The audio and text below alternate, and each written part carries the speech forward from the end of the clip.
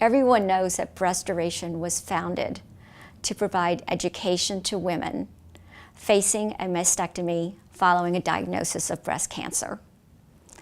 Everyone knows that Breastoration wants to make sure that women are informed of all of their options following a diagnosis of breast cancer.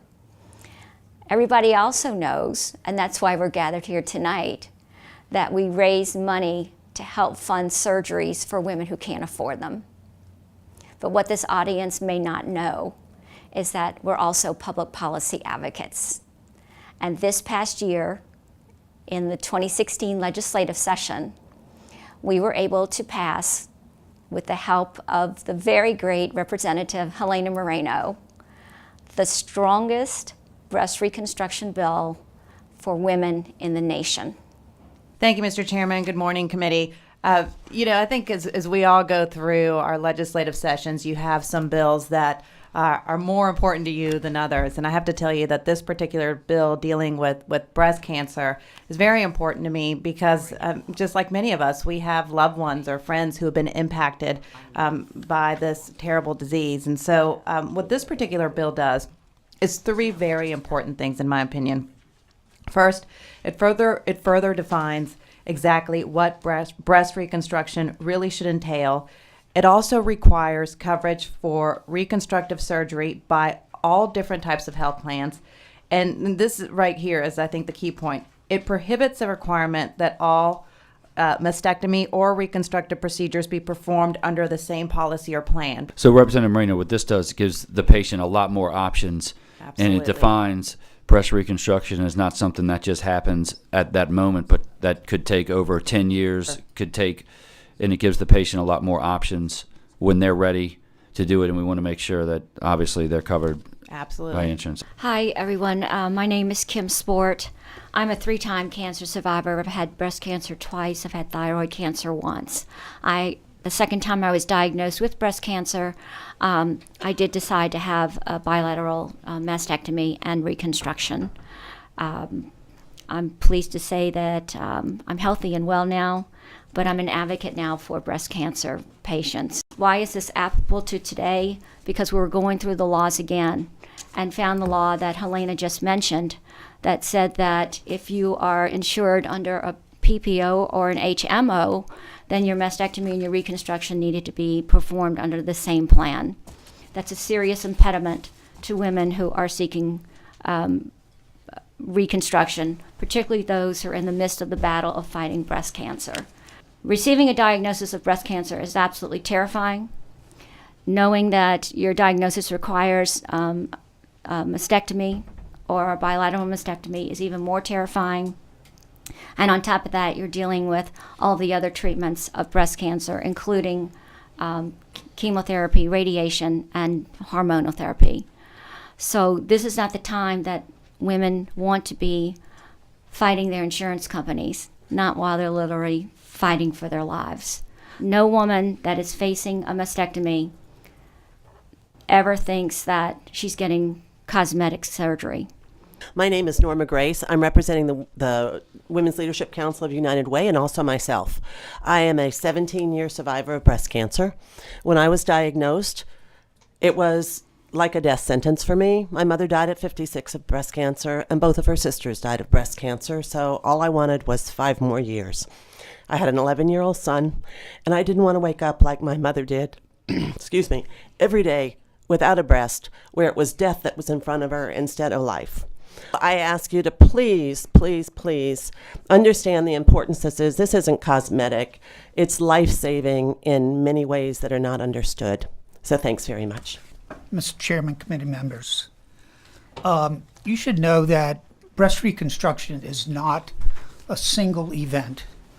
In many instances, we do the surgery, we do a mastectomy, and reconstruction is many times performed right at the same time.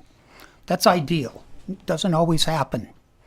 There are some women who develop breast cancer, say, around the time of a pregnancy, and they're raising young children, and they get mastectomy. They don't get reconstruction because they want to get back on their feet very quickly. And then years pass as they raise their children. And then 10 years later, They come in and all of a sudden the reconstructive options have changed. Who makes that decision of whether you're capable of having, say, insurer A has the policy when you had the surgery done, and, you, the doctor, makes the decision whether my wife has had chemo, she's not, physically able to have that surgery, so you're saying, hey, we put it off 1 year, you come back, we check you then.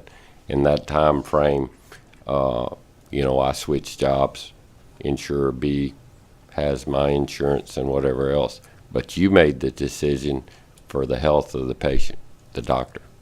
That's correct. And sometimes the patients make those decisions. And sometimes the disease makes the decision for you. This bill makes it very clear that the type of reconstruction that is to be covered by the insurer is the reconstruction that is selected by the patient in consultation with her physician. First off, Representative Marino, I want to tell you that I fully support your bill. Unfortunately, I lost my brother about 3 years ago to cancer. So anytime we can help cancer patients, I'm fully in support of that. Representative Moreno, thank you so much for bringing this bill. And Ms. Story, is that correct? Sport. Yes. Congratulations on your success, Thank you very much. and good luck in Thank the future. Thank you. That means a lot to me. My wife is a 2-time cancer survivor, and the second time she was on it right at 10 years, which was she was fixing to leave the oncologist, and it came back. So this is a great service that we're providing to people in the community, and putting the choice in the patient and the family's hands of what they do and how they get it done, with no questions from any outside folks that are looking at cost. And I appreciate you bringing this bill very much. You're welcome. Good luck to your wife. Thank you. Your Representative Cromer. Representative Pierre. I too want to thank you, Representative Marino, for bringing such a bill and all of the bills that you brought to all of the committees as it relates to care of the people in our community. And you ought to be commended for bringing such a bill. And with all of that said, I would like to move favorably on this particular legislation. Thank you, Representative Moreno, and thank you for being a champion on this issue. We have Representative Pierre has a motion to report House Bill 694 favored with amendments. And I want to add this, Ms. Grace and Ms. Sport, you look fabulous. I hope that's not out of line for me to say that. And I wish you well.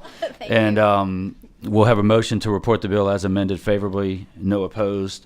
That bill is reported favorably as amended. Thank you, members, and Thank you, good luck to committee. you, and thank you for bringing a great bill. Very much.